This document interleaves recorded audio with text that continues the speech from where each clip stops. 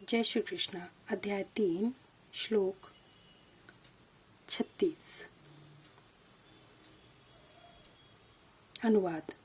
अर्जुन ने कहा, हे वृषणवंशी, मनुष्य न चाहते हुए भी पाप कर्मों के लिए प्रेरित क्यों होता है? ऐसा लगता है कि उसे बलपूर्वक उनमें लगाया जा रहा हो। तात्पर्य: जीवात्मा परमेश्वर का अंश होने के कारण मूलतः आध्यात्मिक, शुद्ध एवं समस्त भौतिक कल्मशों से मुक्त रहता है। फलतः स्वभाव से वह भौतिक जगत के पापों में प्रवृत्त नहीं होता, किंतु जब वह माया के संसर्ग में आता है तो वह बिना झिझक के और कभी कभी इच्छा के विरुद्ध भी अपने अनेक प्रकार से पाप कर्म करता है। अतः कृष्ण से अर्जुन का प्रश्न अत्यंत प्रत्याशपूर्ण है कि जीवों की प्रकृति विकृति क्यों हो जाती है। यद्यपि कभी कभी जीव कोई पाप नहीं करना चाहता, किंतु उसे ऐसा करने के लिए बाध्य होना पड़ता है। किंतु ये पाप कर्म अंतर्यामी परमात्मा द्वारा प्रेरित नहीं होते, अपितु अन्य कारण से होते हैं, जैसा कि भगवान अगले श्लोक में बताते हैं। श्लोक 37। अनुवाद। श्री भगवान ने कहा, हे अर्जुन, इसका कारण रजोगुण के संपर्क से उत्पन्न काम है, जो बाद में क्रोध का रूप धारण करता है और जो इस संसार का सर्वभक्षी पापी शत्रु है। तात्पर्य: जब जीवात्मा भौतिक सृष्टि के संपर्क में आता है तो उसका शाश्वत कृष्ण प्रेम रजोगुण की संगति से काम में परिणत हो जाता है, अथवा दूसरे शब्दों में ईश्वर प्रेम का भाव काम में उसी तरह बदल जाता है जिस तरह इमली के संसर्ग में दूध दही में बदल जाता है। और जब काम की संतुष्टि नहीं होती तो यह क्रोध में परिणत हो जाता है, और क्रोध मोह में, और मोह इस संसार में निरंतर बना रहता है। अतः जीवात्मा का सबसे बड़ा शत्रु काम है, और यह काम ही है जो विशुद्ध जीवात्मा को इस संसार में फंसे रहने के लिए प्रेरित करता है। क्रोध तमोगुण का प्रकाट्य है। ये गुण अपने आप को क्रोध तथा अन्य रूप में प्रकट करते हैं। अतः यदि रहने तथा कार्य करने की विधियों द्वारा रजोगुण को तमोगुण में न गिरने देकर सतोगुण तक ऊपर उठाया जाए तो मनुष्य को क्रोध में पतित होने से आध्यात्मिक आसक्ति के द्वारा बचाया जा सकता है। अपने नित्य वर्धमान चिदानंद के लिए भगवान ने अपने आप को अनेक रूपों में विस्तारित कर लिया और जीवात्माएं उनके इस चिदानंद के ही अंश हैं। उनको भी आंशिक स्वतंत्रता प्राप्त है, किंतु अपनी इस स्वतंत्रता का दुरुपयोग करके जब वे सेवा को इंद्रिय सुख में बदल देती हैं तो वे काम की चपेट में आ जाती हैं। भगवान ने इस सृष्टि की रचना जीवात्माओं के लिए इन कामपूर्ण रुचियों की पूर्ति हेतु सुविधा प्रदान करने के निमित्त की, और जब जीवात्माएं दीर्घ काल तक कामों में फंसे रहने के कारण पूर्णतया ऊब जाती हैं तो वे अपना वास्तविक स्वरूप जानने के लिए जिज्ञासा करने लगती हैं। यही जिज्ञासा वेदांत सूत्र का प्रारंभ है, जिसमें यह कहा गया है, मनुष्य को परम तत्व की जिज्ञासा करनी चाहिए। और इस परम तत्व की परिभाषा श्रीमद् भागवत में इस प्रकार दी गई है, सारी वस्तुओं का उद्गम परब्रह्म है, अतः काम का उद्गम भी परब्रह्म से हुआ। अतः यदि काम को भगवत प्रेम में या कृष्ण भावना में परिणत कर दिया जाए, या दूसरे शब्दों में कृष्ण के लिए ही सारी इच्छाएं हों, तो काम तथा क्रोध दोनों ही आध्यात्मिक बन सकेंगे। भगवान राम के अन्य सेवक हनुमान ने रावण की स्वर्णपुरी को जलाकर अपना क्रोध प्रकट किया, किंतु ऐसा करने से वे भगवान के सबसे बड़े भक्त बन गए। यहाँ पर भी श्री कृष्ण अर्जुन को प्रेरित करते हैं कि वह शत्रुओं पर अपना क्रोध भगवान को प्रसन्न करने के लिए दिखाएं। अतः काम तथा क्रोध कृष्ण भावनामृत में प्रयुक्त होने पर हमारे शत्रु न रहकर मित्र बन जाते हैं। श्लोक 38। अनुवाद।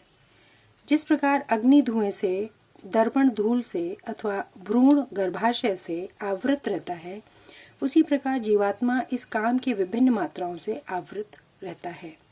तात्पर्य: जीवात्मा के आवरण की 3 कोटियां हैं, जिनसे उसकी शुद्ध चेतना धूमिल होती है। यह आवरण काम ही है जो विभिन्न स्वरूपों में होता है तथा अग्नि में धुआं, दर्पण पर धूल तथा भ्रूण पर गर्भाशय।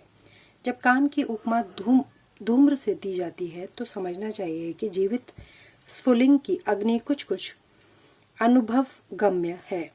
दूसरे शब्दों में जब जीवात्मा अपने कृष्ण भावनामृत को कुछ कुछ प्रकट करता है तो उसकी उपमा धुएं से आवृत अग्नि से दी जा सकती है।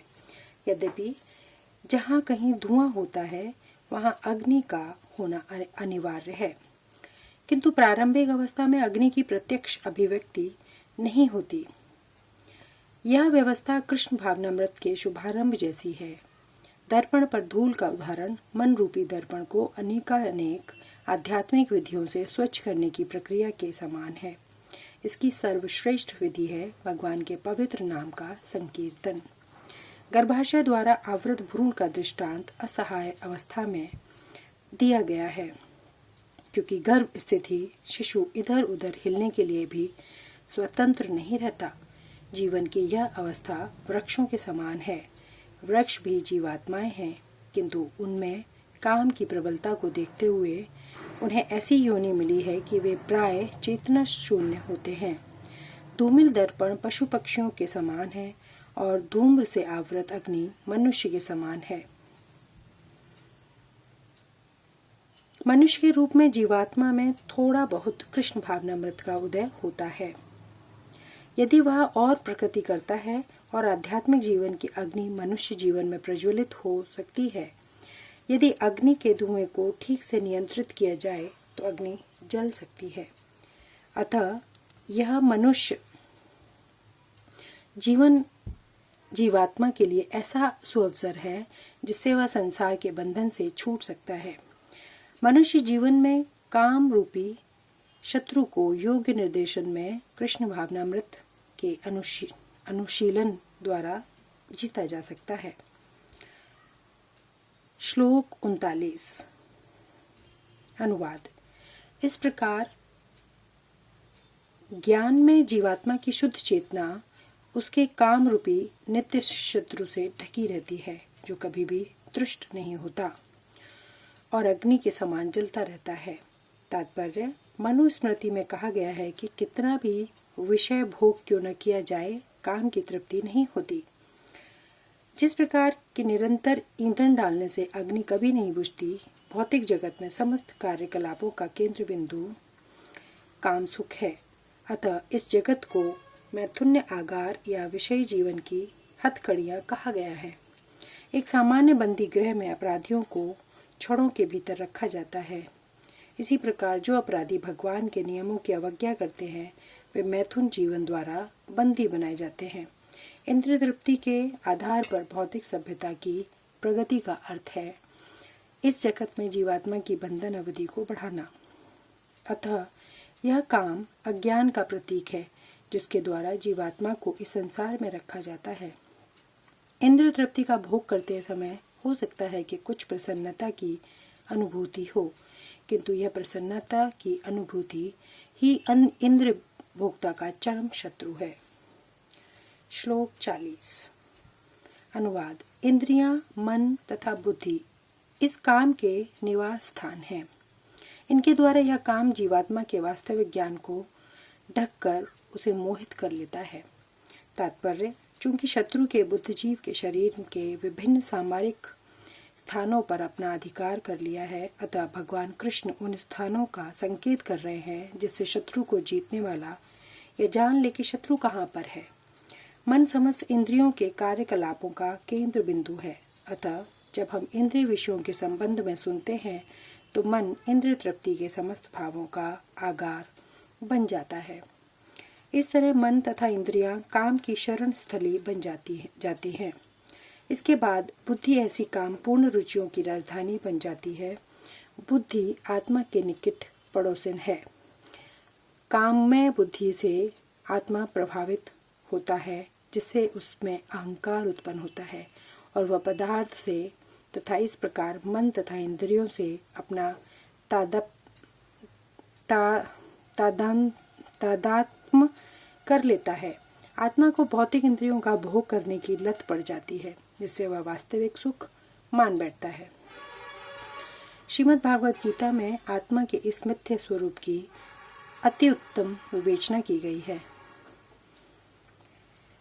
जो मनुष्य इस त्रिधातु निर्मित शरीर को आत्मस्वरूप का जान बैठता है, वो जो देह के विकारों को स्वजन समझता है, जो जन्मभूमि को पूज्य मानता है और जो तीर्थ स्थलों की यात्रा दिव्य ज्ञान वाले पुरुष से भेंट करने के लिए नहीं अपितु स्नान करने के लिए करता है, उसे गधा या बैल के समान समझना चाहिए। श्लोक 41 से आगे का वर्णन अगले वीडियो में। धन्यवाद। जय श्री कृष्ण।